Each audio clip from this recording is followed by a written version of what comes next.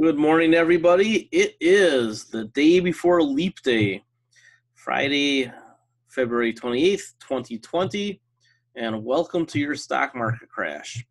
As we speak, the stock market, as measured by the Dow Jones Industrial Average, is down 1,000 points, give or take, for the fourth time this week. This is the worst week in the stock market since 2008. It's the week that nobody thought would come if you asked them about it, except me. I've been trying to tell you for a couple of months now that this was coming. You know, back in January, stocks could lose over 30%. Stock market's on thin ice. Expect a stock market from coronavirus and all the other stuff. Did my 2020 predictions, suggested a 30 to 50% correction this year. And in the 2020s, this is not going to be abnormal. We are likely to see a very choppy 2020s, similar to the 2000s, for several reasons. I think the main reason is going to be that people are going to be shocked at how fast interest rates start to normalize in the next several years. We are at the very bottom of an interest rate cycle, and there is only one way to solve for the structural, demographic, debt problems that we have to deal with as the baby boomers finally retire. That's going to be modern monetary theory or helicopter money. There are no other choices. You cannot balance the budget and go to austerity because then you will get a depression. The only way to solve for the long-term structural economic problems we have is to print money. Now, where that money goes will determine who benefits. There are trickle-down people who believe give tax cuts to the wealthy and to the banks and the corporations, and everybody will slowly get better. As we've learned over the last 40 years, that hasn't worked so far. Could it work in the future? I don't know, but after 40 years, you start thinking about that attributed Einstein quote, maybe you shouldn't expect a different result. So the other approaches have more to do with building out from the middle and a little bit from the bottom up.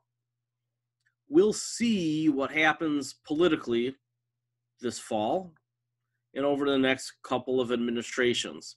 But the 2020s are going to be the reckoning of the slow growth forever economy meets the smart everything and alternative energy world. So on the one hand, as we've talked about, you have the slow growth forever economy, which is basically a lot of old industries dying, velocity of money plummeting. I showed that in a chart recently. And the aging demographics taking hold of the government systems. Pensions, Social Security, Medicare, and other countries have similar things. Japan is the oldest country in the world, which is why they've been doing QE and modern monetary theory for decades now. They're way, way ahead of us. So the Japanification of much of the global economy is here. And it's going to get worse until it gets better. And it'll only get better if they fix the structural problems. And there is a way to do it, and it's staring us right in the face. We have to reach out and take the opportunity. So what today is, and what this week is not just algorithms gone crazy, although that's what affects the speed of the market movements now. It's not really the coronavirus. The coronavirus is a big deal because we're learning that it's jumping very easily from person to person, and now they have found several cases globally where they can't figure out how a person got it initially. They don't have anybody tied to China or any string of people that somehow passed it to them. What I suspect is that they will eventually find those relationships. I don't think you suddenly had coronavirus pop up in North America and South America and Europe without some link to China, unless other people were also trafficking the animals that were the source of this disease. We will see, science will figure it out eventually. Again, the stock market crash is not unusual. I know that for the last 10 years, with the era of easy money, everybody thought it can only go up. The stock market only goes up. I've heard millennials tell me how smart they were because, they've made money in the stock market the last several years since they started investing, that, yeah, if you just dollar cost average forever, you're going to do great. Well, you ask somebody who started dollar cost averaging in the 1990s how well off they are today. 25, 30 years later, their net rates of return are single digits. Why? Because they had to go through the 2000s when they lost half their money twice. Now, that doesn't mean that you shouldn't just keep plugging money into the stock market, but it argues for a stronger approach to asset allocation. I am a mostly invested, most of the time guy. But sometimes the stock market gets incredibly overvalued. And that's what we had recently. And we've been overvalued for a year. And this last rally at the end of 2019 was really pretty obnoxious. So we take a look at this chart, and we know that in 2000, all of the different valuation measures got very high. We got a crash. 2008, they started to go back up. We got a crash. And now we're way back up here, the third most highest valued stock market in history after 2000 and 1929. It's the only other 2 years where the stock market's been as overvalued as it is now. So this chart is going to come down as the stock market corrects. Will it get back to the normal line? Probably not. I don't think we'll go below this line. I think we'll land somewhere in here. Why? Because there's still easy money. But what changes in the future? Ask yourself a question. If we know that we have to pay for Social Security, which is 30% underfunded to the end of the century, and we have to pay for Medicare, which hasn't been reformed all that much yet, and we don't need any benefit cuts. I mean, Medicare is more efficient than any private health insurance company out there. The problem with Medicare is that it does have some limits to who can get it. And I don't just mean by age. The doctors don't all take it, and that probably has to be addressed. And the payment structure needs to be tweaked as well. I was selling Medicare supplements in the 1990s, and I can tell you, everybody loves Medicare plus their supplement. If you're a retiree listening to this, I couldn't talk you out of Medicare. Almost nobody can talk you out of Medicare. Why? Because it works. But the supplements from the private insurance companies are where you really get your extra benefits and fill your gaps, right? Medigap insurance. Something along those lines has got to develop in this country, because otherwise we're going to end up spending 30, 40, 50% maybe of GDP on healthcare as the baby boomers age. It's clearly not sustainable. So there has to be a solution. And I'm talking about healthcare here because it does affect all of these other things, just as energy always did. But energy and healthcare are big deals in the economy because they're such big slices of what we spend on. Structurally, you can't expect the stock market to get healthier again until some of these issues are resolved.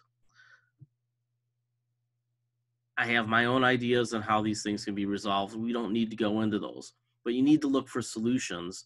And in any sector, any industry where you have monopoly pricing pressure, you can't just rely on more competition. What does that mean? It means that if you can't substitute, and the official definition of monopoly is substitution, it has to do with substitution, right? If at some point they can't price baseball tickets any higher because people will go to the park instead, or they'll go do something else instead. With healthcare, there's no substitute for your heart surgery other than trying to pray it away and then, you die. So with healthcare, there's always going to be upward pressure on prices. And there has to be a countermeasure to push those prices down. It would be nice if all the doctors competed in a way that did that, and all the hospitals competed in a way that did that. But we just had an overbuild of hospitals, and prices didn't come down. And until 5-10 years ago, we had more than enough doctors. That's changed since the boomers started to retire. And nurses.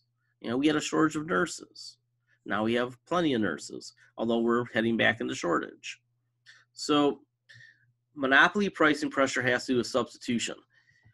We need to solve the healthcare issues in this country.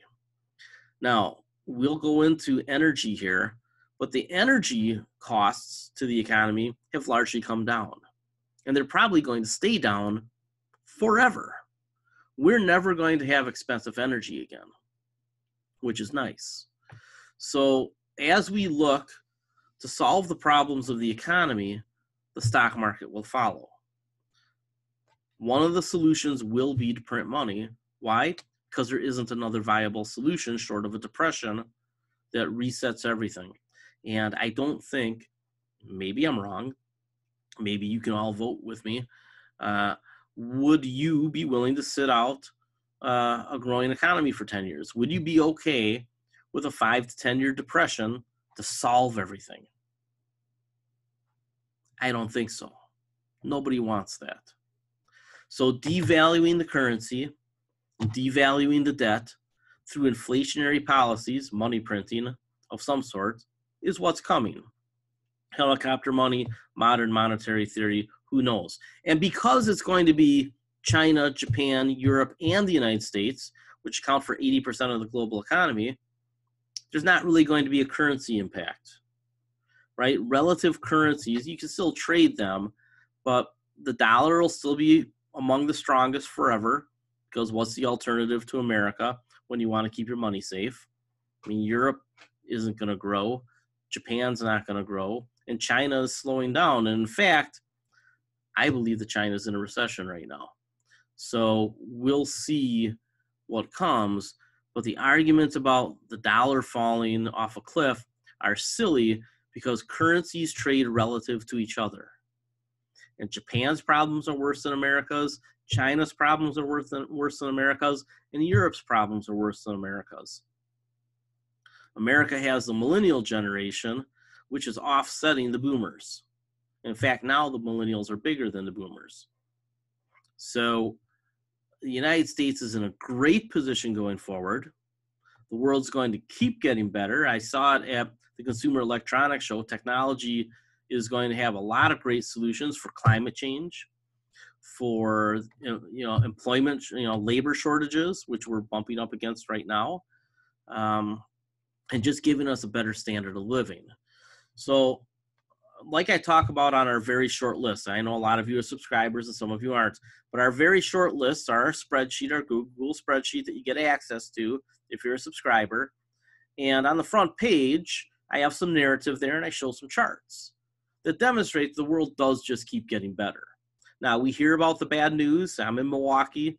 We had that shooting at Molson Coors, instantly hits the news. But the reality, I've lived here, Milwaukee's gotten better and better my whole life. So as I travel around the world, I just got back from Puerto Rico. I go out east every year. I go to Texas every year. I go out to spring training every year. I get to the Dakotas pretty often and the West Coast, get to Florida. I get all over the United States, and now I'm starting to travel internationally. I could tell you that at least in this hemisphere, the world just keeps getting better. Central America is even better despite their ups and downs.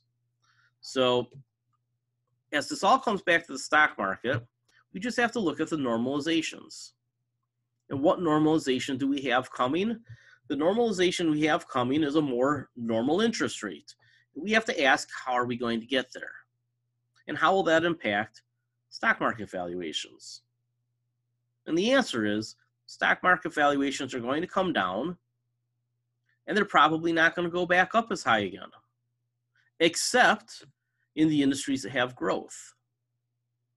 So whether you're a dividend investor or a growth investor, or somewhere in between growth and income, you have to look at, and we're going to do some screening. I'm going to show you some of my screens here in a little while. We always have to look for underlying growth in whatever we're invested in. Companies that don't have any growth eventually have a hard time paying their dividends. So if you have a company paying a 4% dividend, they probably should have 4% earnings growth. And they need to have at least some of it through revenue growth, because eventually you can't cut expenses anymore. So let's take a look at some other things here.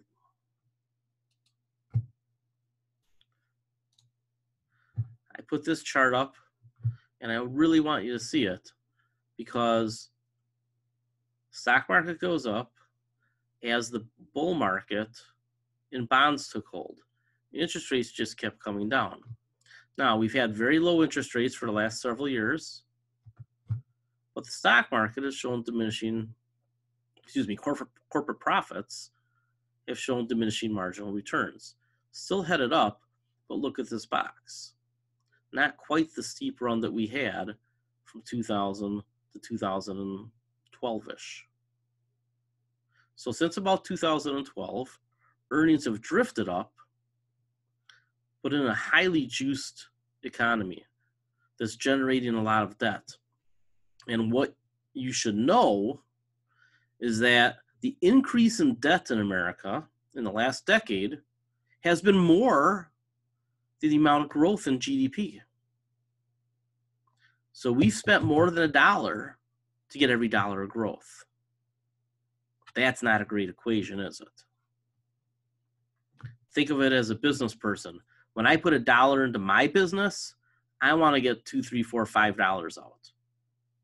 I mean, I have unusually good margins for what I put in because of the subscriber model, which is why we like certain businesses and stocks to have subscriber models. But typically 15 to 30% return on your investment is what you'd want if you're a manufacturer or something like that. The United States is not getting 15 to 30% on every dollar that we invest. We're losing a couple cents. That's what's got to be fixed. So let's talk about coronavirus and the impact. So I've said this for the last few weeks, and actually, if I linked it, I can show it to you. I didn't link it. Oh, yeah, maybe I did.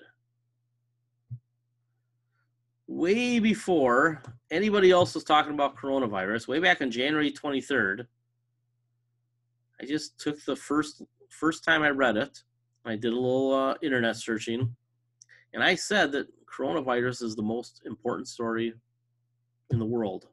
I said this a month before anybody else was talking about it. And now, a month later, it's the most important story in the world. Why was it the most important story in the world? Why has it become the most important story in the world? It's for a couple of reasons. The first one is that the health organizations, and I'm lucky enough to know a few people who work with World Health Organization and CDC, has been looking for disease X for, I think it's 15 years now, give or take.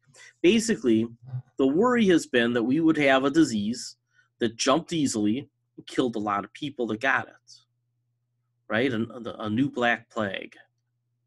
So coronavirus jumps really easy, it turns out. But it kills about 2 to 3% of the people that get it. And mainly it's killing children, little kids, older folks, people with diabetes or asthma. And basically you're a coin flip if you get it and you're in one of those groups. And it's very sad. The thing that we really worry about and that the health organizations really worry about is what happens if a disease can jump like coronavirus and it kills 30% of the people that get it? What if it starts killing healthy people, right? People without any other conditions. That's the disease we really have to worry about. And, in talking to somebody in Puerto Rico recently and somebody else I know from China about, their healthcare regulations, there are more places in the world that have next to no health code than do. So the United States, which lately has been watering things down, has one of the best health codes in the world. So it's unlikely that one of these pandemics start here. Could happen, but it's a lot less likely. But in third world economies or emerging markets or countries where the government is more concerned about the government than they are about the people, China, you have the potential for this to happen. So I've known this for a long time, and I've been watching for this. So when it popped up, I was like, oh, this is going to be one of those things. Now, I'm glad that it's only killing, and I'm not glad to be happy, but I'm glad that it's not worse. I'm glad that it's only 2 to 3% of the people who are dying. Because if this had been, and this is a SARS family disease, if it had been killing a third of the people who got it, think about what that would have done to the global economy. Second. First, it would have just been a human tragedy. It's a human tragedy already. But consider what would happen to the global economy.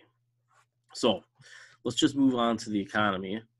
This guy is saying what I said in a webinar a few weeks ago. China, I think I said it last week too. China can't not be in a recession.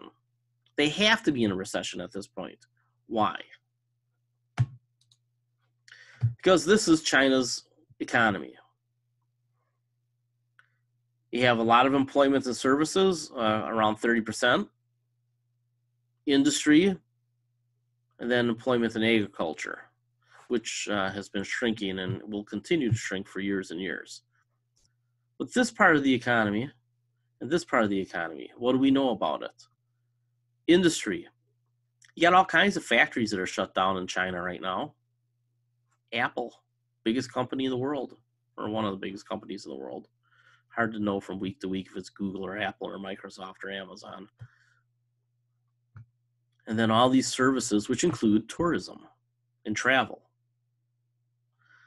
It would be impossible for China to show any legitimate growth this quarter.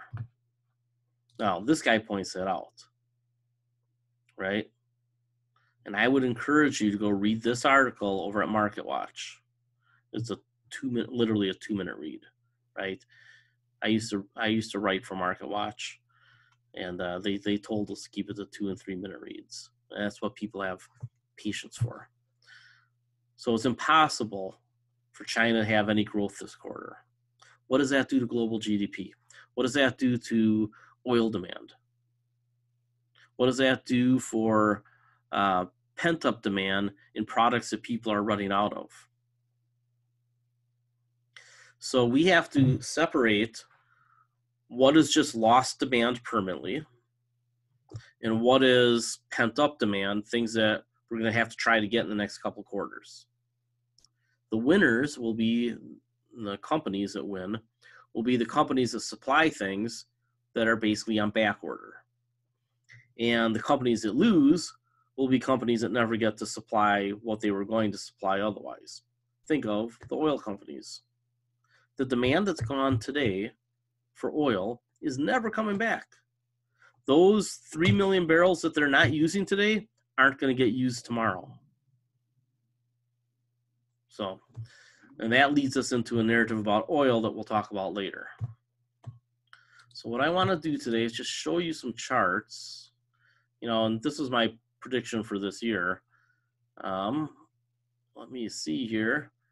How close are we going to get? I don't know. I thought the market would get up to about 3,100 last year. We got a little bit through it. So I was suggesting buyback bubble will start to end. Lower revenues because of this. You know, we already know that buybacks are falling. And that's been the number one buyer of stock has been buybacks the last 4 years. Get an early bout of volatility this year. And I didn't know it would be coronavirus.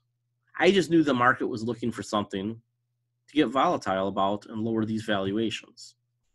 We're getting that right now, an early bout of volatility. The trade deals don't really matter. Why? Because we haven't added any trade. We went down and now we're trying to get back to even. Political uncertainty and misperceptions about the Democratic candidate, whoever it's going to be. And I've told you, I have the data that shows Trump is way less likely to win next time than he was last time. He actually had less votes last time. So him holding on are pretty slim.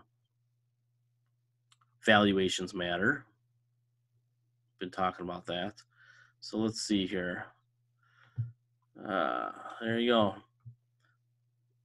I believe 2020 ends with an S&P 500 in that 2,200 to 2,400 range.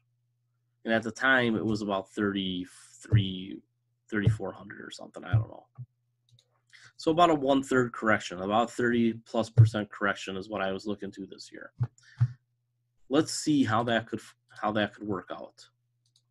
Now, I've switched over to TradingView for all my charting because it really does have a lot more tools than YCharts had, and it's about 1/5 the price. So let's take a look at the S&P 500 on the daily chart. In fact, we can even go to a 4-hour chart just to see how much it crashed today. Just off a cliff right there, right?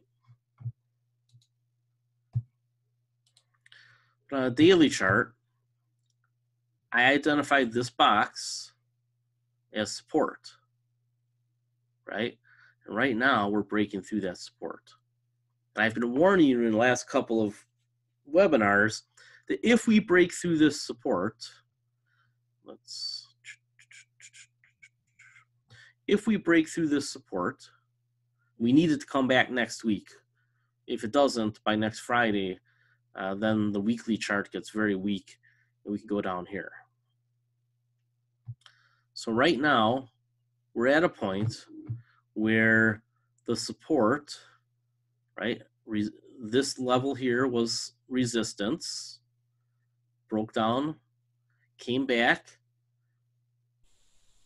broke down, retest, broke down, and then we broke through it. Retested it a couple times, and then we broke through. Now, this would normally be a pretty strong support level. But the market was very overvalued, and I think we got that euphoria state that I talked about in my annual letter, from euphoria to despair.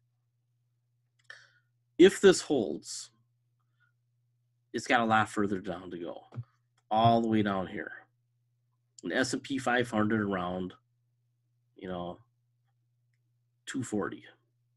S&P 500, 2,400, SPY, 240. That's pretty low. So we need this to bounce, hopefully after lunch today. Because if it doesn't get back above this about 298 level, we got big problems. Super oversold on the daily, which gives you hope for a bounce. Money flow, people are just pulling money out of the stock market in the last couple days. Let's take a look at the weekly chart. This is the one that matters for most of us. Daily charts for day traders and that 4-hour chart. This weekly chart is what we're really concerned about.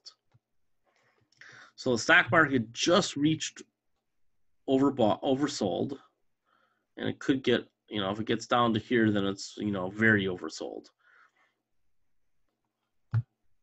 Again, breaking below this level And if it would be below that level for a while, it probably has strong possibility of continuing to fall. MACD just crossed over. Get those little boxes in the way. MACD just rolled over. That's not good. MACD is an indicator of momentum. So how low can this go? I have that chart too. This one. So I wrote this article 2 years ago, February 8th, 2018. These are the double tops from 2000 and 2008. This provides a pretty firm support for the stock market. 150, 160 on SPY is probably as low as we can go. Right now, we're breaking through all these levels, right? We're breaking through these levels. And we could head all the way down to 220-ish, right? 220. The December 2018, what we don't know about it is that a new support level, or is that just something that we're going to go through as well? But it's a range here, right? So from about 220 to 240, because December 2018 got down to 230 something. This range right around here is the next major support level. And it starts around 240, gets down to around 220, 215. So in that area is probably where you want to start being a buyer. But you still want to have a little cash available after that point, just in case we get down to here. If coronavirus really turns into a global economic crisis, and I don't understand why it would get to the point of 2008, although there's already people saying that it's that bad, really because of China, right? If China's economy really gets crushed, that drags down everybody. So don't discount the idea that we're going lower now that we've got to here, all the way down to, where is 2018? All the way down to here, right? 144. These are 2 candles to look at. So this candle is 161. So from 161 to 144-ish. Actually, let's take a look. So here's the highs and lows. So that candle there for that week, 160-ish down to 145-ish is on the SPY. Excuse me, that's QQQ. I'm sorry, I switched over to QQQ. I didn't mean to do that. Where's my weekly? There we go. That's why it looked funny. This one. These are the ones. These are the 2 candles. Take a look at 2018. Got down to 239 on the SPY. The top of that one is 260. So 240 to 260. That's very high probability at this point that we get back to this candle range. I hope not, but it could be. And honestly, from a selfish standpoint, I hope so, because we were hugely in cash. We've been talking about getting into cash for months, pushing people to get 50% or more in cash, and if you're conservative, get up to 75% in cash. I know people push back on that, but asset allocation affects 90%, give or take, of the total volatility in your portfolio. And depending on whether you're using funds or stocks, a stock portfolio, about half of your return is the asset allocation, about half is the picking. And in an ETF portfolio, you're 90% plus on volatility and total return, just on the asset allocation, because from fund to fund, they're not much different. You're just looking for, marginal returns and maybe an extra point here and there.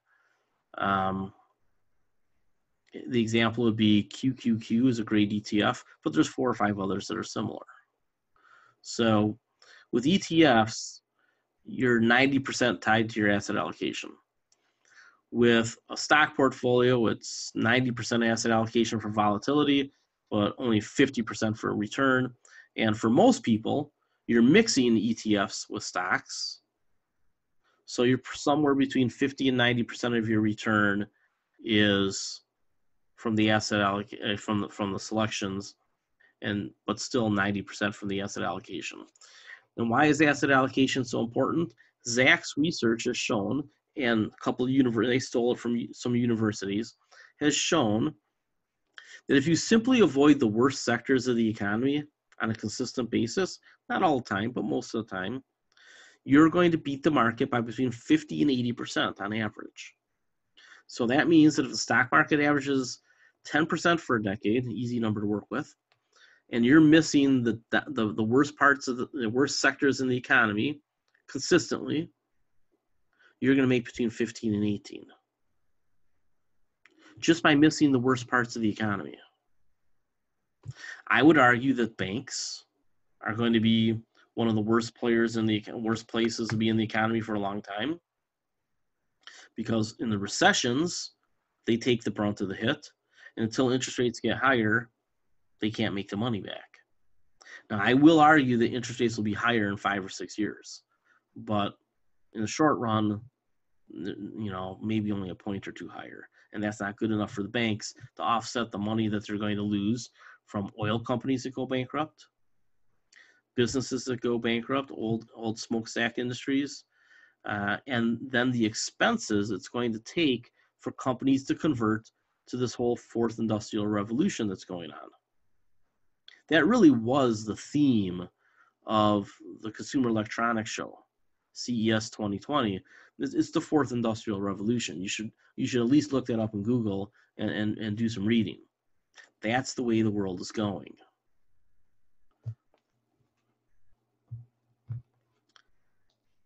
So with SPY,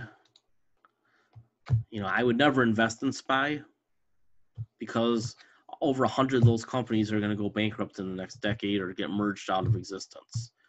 What I want to own in the next decade, and I talked about that in today's blog, is the same things I've been talking about here. We want to be in the whole smart economy and gold. We want to be in solar and the smart grid. We want to be in blockchain and cryptocurrency. Maybe not blockchain. I haven't figured that one out yet. But the whole 5G, IoT, AI world, the smart everything world that's coming, is where the money's going to be made. And that's what we need to focus on. So if you've been highly exposed to the S&P 500, this is your chance to go to a better index, right? Why do I say a better index? Right? You can pick any time frame, and QQQ outperforms SPY. Go back as far as you want, right? They start measuring it a little bit before the crash for tech stocks. So this is the last tech run up, and it crashed 80-90%. Even with that in there, S&P 500 can never keep up. Why? Because it has all the old industries. So no matter what time frame you look at, do you ever see those two lines get close together? Right? QQQ crushes SPY. Why is that? Because it's all the new leaders in the economy. It's Google and Apple and Amazon and right down the list. 70% of the cash on corporate balance sheets is in those 100 NASDAQ companies. So this is the ETF to dollar cost average in. If you are a millennial in the FIRE movement, if you're an Xer who's just still trying to build that nest egg, this is what you dollar cost average in. These are the new blue chips. Now, there's other companies that belong in the group, and there's a couple of funds out there to try to do it. But QQQ outperforms all of them. I screen over and over and over again. QQQ just keeps coming out on top. All right, so let's take a look at some of the stocks and other things here. I want to take a look at gold stocks. I just told you the gold stocks are going to have a massive rally, massive bull market. And look, they fell out of bed today. I actually had my limit orders hit at the open today.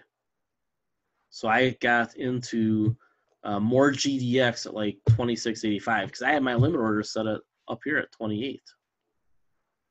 And I probably should have lowered them yesterday. And I missed it.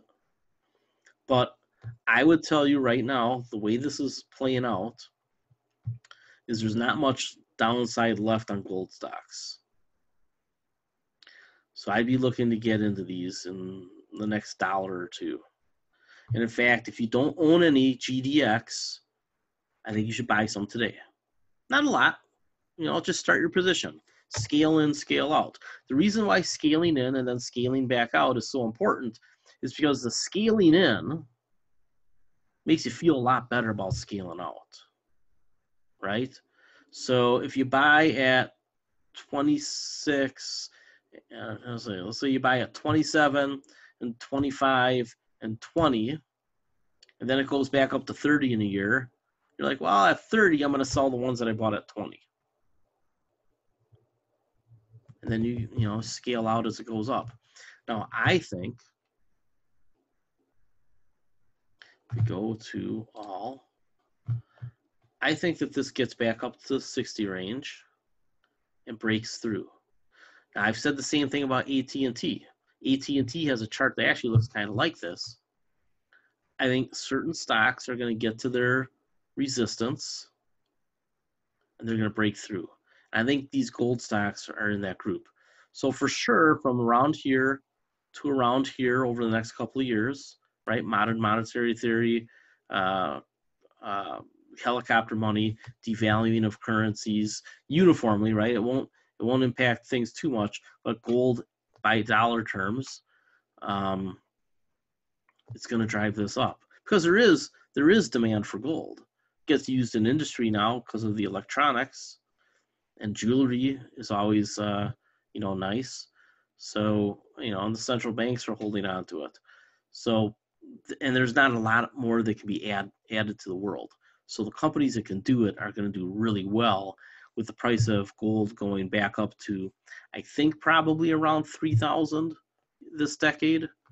So I think that this is, could it get down into here, this 20-ish? It could. But I started buying a little bit more today. If we go to TAN, which is the solar stocks, I said weeks ago,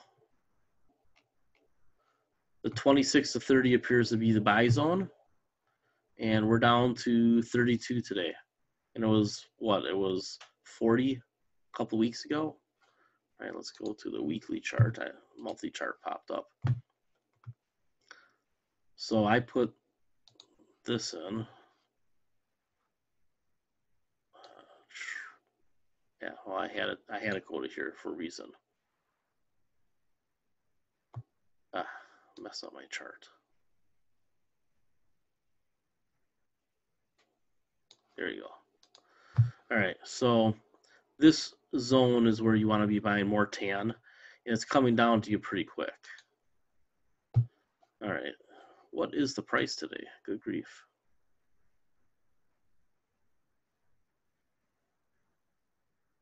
Is TAN back up? Wow, look at that range today. They opened at 38, went all the way down to 34.22. Oh, that's last week. Good grief. All right, there we go. Now we get to see what's going on. All right. So it's coming down. In any case, that 26 to 30 range, I think you pile into solar. Solar is one of the fastest growing industries in the world. The companies are becoming profitable. And the leadership is where you want to go because so many companies have gotten washed out of solar that there is kind of a more compressed group of solar makers. And you have EPC companies, you have panel companies, you have utility builders. You really have to take a look. Now, First Solar is one that everybody talks about. I'm not so sure I like what they did with their business, getting rid of the EPC side. I thought that was the strength. And now they're just a panel maker, and they did it because of the tariffs. What if those tariffs go away, right? I like SunPower.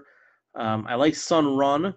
Sunrun, actually, I had some put sales triggered today. I like Sunrun because they're hooked up with Costco.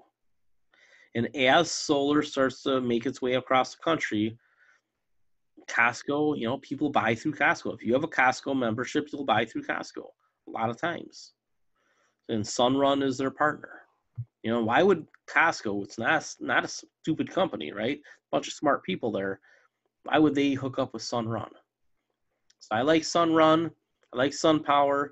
And my favorite company in solar is Enphase, which we bought down around 20. And I actually had owned it at 6, and I sold out of it at 12.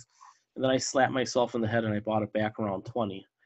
And wrote some covered calls up here, trimmed a little bit of the position up here.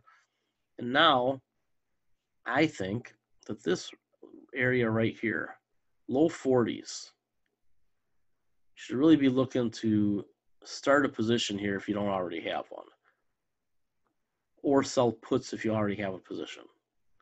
So we're getting close to the point where we want to sell puts on Enphase or nibble in on the stock. Enphase makes inverters that basically are snapped together with panels that allows you to have a wireless system on your roof, whether you're a commercial business or a residential. Not so much in the utility space. Solar Edge still hits most of that. But these guys on all the mid-sized and small projects, from commercial rooftops to homes, this is the stuff. It's plug and play, and they really have no competition right now. So I think they're getting 70% of that market. It's huge market share.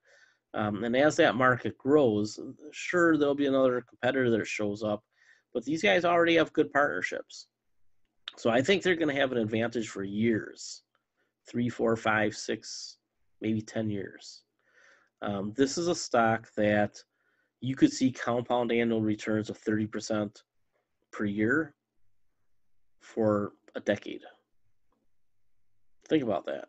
That's a big gain. They're talking about 6x your money, 300%, 5 by 72, 4x your money. And actually, it's a double on top of a double on top of a double on top of a double. So, there's an awful lot of money to be made in Enphase. I haven't even modeled it out. I just know that it's a big number. And from 20, it was certainly a 10-bagger. I think the stock gets to 200-ish for sure in the next several years. I would have a hard time betting against these guys. Now, asset allocation says single-digit percentage in any stock. Never go double digits on a stock. But I think that this is one of those stocks that you can have 4, 5, 6% in versus the 1, 2, 3 that you normally do. All right, so over on the chat at Margin of Safety, we have an Ask Me Almost Anything thread, and then we have the daily thread, which is just people chatting, posting articles, things like that. But these are some of the questions that I've gotten in the last week. So let's buzz through them real quick. What do I think of SunPower? Well, I just talked about them. As I said a while back, Total had to sell some shares as part of splitting off the company and bringing in the Chinese investor. And then they went right back into the market and they bought all those shares back. So Total, and then some. So Total is going to end up owning about 80% of SunPower.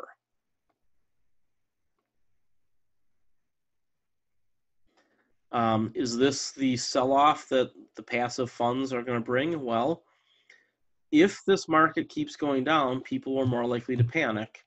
And if they're more likely to panic and do panic and they sell their SPY, that's going to beat the heck out of a lot of stocks. I don't think they go back to buying SPY. Why? Because there's a lot of people out there like me telling them, and I'm on Reddit, I think that a lot of millennials are going to figure out, screw SPY, and they're going to start going to QQQ. So a lot of companies in SPY aren't going to come back. And I think the gap between QQQ and SPY will get wider in the next decade, not narrower. GDX, we just talked about that. So Berkshire Hathaway does not pay a dividend, and it's no longer a growth company. But would you want it at a certain price? I used to think so, but I don't anymore. I just think it's too big and too diverse. If you need a core super safe holding, I would own a fund that pays a dividend that owns Berkshire Hathaway rather than owning Berkshire Hathaway proper. It's just such a big company. Buffett's already told you it's never really going to beat the S&P 500 ever again. It's just going to have a less volatile ride. So who cares? You actually make your money on the volatility. So would I buy Berkshire around $200 a share? Nah, not really. Just the upside isn't there for me. And I can adjust my asset allocation like we did and have cash when I need it. So I like to use Berkshire Hathaway as an indicator of how much cash to hold. They're at a record level of cash right now, and I'm sure they're starting to buy. I don't know what they're buying. I think a lot of things on our list are on their list, so we'll see. And I just talked about this too, about the PE ratios, right? I went back in here.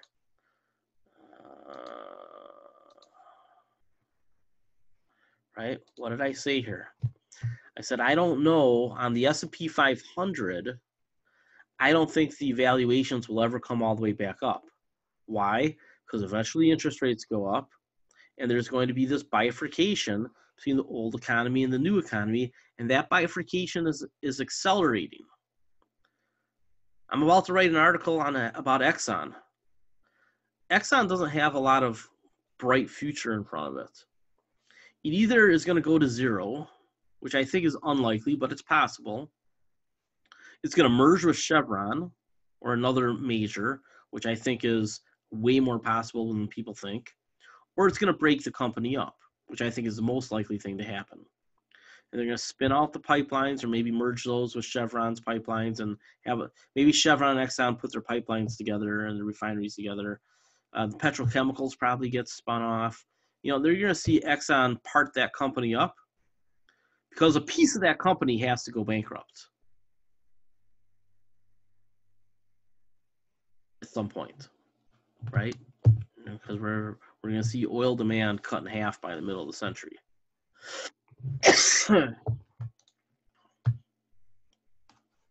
What other question was the last question? Could crypto investing take dollars away that otherwise would go to gold? All right. So I bought 10 Bitcoin, 5 years ago when it was under $1,000. I've sold 9 of those Bitcoin. I hold 1 Bitcoin just so I have a Bitcoin. And and I sold my Bitcoin at like 15 grand. So I did very well on my Bitcoin. The reason why I don't think cryptocurrency is ever going to be that big of a deal, not in the way that you see it now, is because for a currency to have value, it has to be used in trade, right? People have to exchange it for other things. And Bitcoin is the most popular and nobody uses it. Nobody uses it. A few million people, literally a few million people on the whole planet. So it's got penetration of less than 1%. People are like, yeah, look at all that, potential. Well, it's been 5 years, guys. And there's a huge problem with Bitcoin in particular because of the Chinese connection that we've talked about a number of times. It was originally created so the Chinese could launder money out of China. And at this point, the Chinese control over half of Bitcoin and most of the hash power and the wallets. You know, if you don't think a bad thing can happen with Bitcoin, you haven't been paying attention because bad things have already happened. I've said that Bitcoin's going to go down to about $1,600 per Bitcoin at some point, and as that crash happens, probably overshoots and goes under 1,000. Ultimately, the value of Bitcoin isn't based on controlling the number of Bitcoin, it's getting people to use it. And because it's fractional, this idea that it doesn't dilute is wrong. So Bitcoin is junk. I guess that's my answer. All the cryptocurrencies are junk. Most of them are a scam. So, you know, and that doesn't even address the issue that the governments are going to keep cracking down at some point. And ask yourself a question. Why did China temporarily, China was cracking down on Bitcoin. I think then they figured out, we can use this to scam dollars out of the U.S. economy. We can get all the idiots who want to buy Bitcoin, and then we just take their money, which is what they've done. So China backed off on Bitcoin regulation. Why? Because they saw it as a way to get money out of Americans. Don't be the sucker. That's all I'd have to say about that. Eventually, something like Libra is going to happen. JP Morgan has a cryptocurrency. You're telling me that Bitcoin's going to beat JP Morgan? Or Facebook? Or the Federal Reserve? Come on. And I've studied blockchain now for 3 months on top of my cursory knowledge the last 5 years. I mean, I've really dove in. I'm not so sure that blockchain technology is quite as good as we thought. Why? There's problems in administering it. So, I think you're more likely to have companies continue to provide security than for blockchain to take it over. Blockchain is good for private ledger transactions between party A and party B. So you'll see that. The companies that can run a blockchain for other companies, that might be where you can make some money, right? Business to business. Who's providing the business to business blockchain? All right, we're at an hour. I know there's a billion more questions, but my grandson is over. I'm not really aggressively buying anything right now. I think nibbling in on the gold is worthwhile for you. But I think that this could go down further if it doesn't rebound by the end of the day. I'm not so sure I want to gamble on that. My limit orders, which I'll release this weekend, are lower than where we are now. And my top 10 list of growth stocks and my top 10 list of dividend stocks will both be out this weekend. I challenge you all who are members to put a post in the chat, and I will give a 15-month consultation agreement to you for $1 if you get all 10 of my stocks right on either list. So if you can guess the 10 growth stocks, and all the stocks are on the very short lists, so they're all out there. If you can get the 10 stocks and don't include the 12 must-own stocks, right? So the next 10 growth stocks and the next 10 dividend stocks. If you get either group of 10 correct, that $1,600 15-month coaching package, investment review and coaching package, I'll give you for $1. So go ahead and post it, and it's got to be posted on the chat, in the regular chat, either at fundamentaltrends.com if you're there, or Margin of Safety Investing. Is that clear? So what are my top 10 growth stocks after the 12 must-owns? What are my top 10 dividend stocks after the 12 must-owns? And then the package that I'm talking about, I do want to show you the screening here real quick. Guess we're not done. So over on my website, we have the investment consulting. This is my investment firm. 15-month investment consulting package. This is what you can win for $1. Normally charges $1,600 for subscribers. It's $3,200 for everybody else. But this is what you get. I'm currently writing. I have 3 people that I owe these to right now. You'll get those by next week. Like I said, we're not in a hurry because not so much to buy, but Lane and a couple other folks, you'll get yours this weekend. So stock screening. All right. So stock screening, I've been using Stock Rover. I tell you what, just go register for an account here. And I have a link. So I'd like you to do it through my link if you could.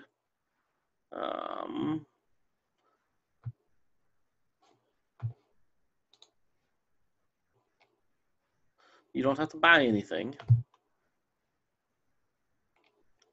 But where the heck? Screening for stocks. Key investment research websites. Okay. Go here. And I have the Stock Rover link. Click on that.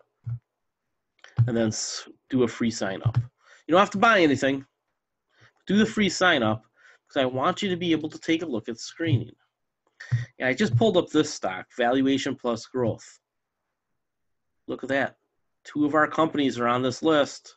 I know those of you who look at the VSL can see them right now. 2 of those companies are on our list. And another company almost made it. Lennar almost made it. Okay. You know, we pick up look at the Buffettology stuff. I mean, I have my own screens as well. But usually what I do is I take one of these screens and then I just tweak it. It's just the easiest way to go.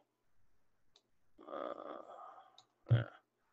So take a look at these. And sustainable growth rate. Sort ascending. Oh, sort descending.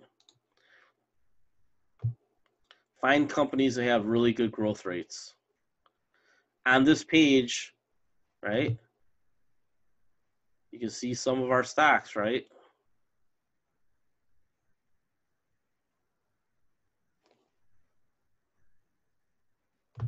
You want sustainable growth. Historically, sustainable growth rates over 20% is what you're looking for.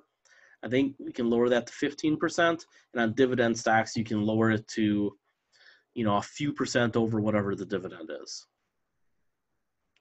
So you take this, you rank it by dividend, right? You take a look at these dividend stocks and you go, okay, who's in the dividends? Who's got a dividend yield that I'd be interested in? Then you take a look just right across. Las Vegas Sands. I'm a poker player. Do they have enough growth to make me interested? Maybe. Look at that. 6.3% sustainable growth, 2.3% dividend. What is their dividend growth? Dividend yield, sustainable growth. I have to find that in here. Shareholder yield up around 7. You know, you start whittling it down. Now, the one thing I will tell you is with stocks, because asset allocation is so important, only look for really, really great stocks. You get good with your ETFs. Your stocks should only represent the opportunity to really generate huge alpha.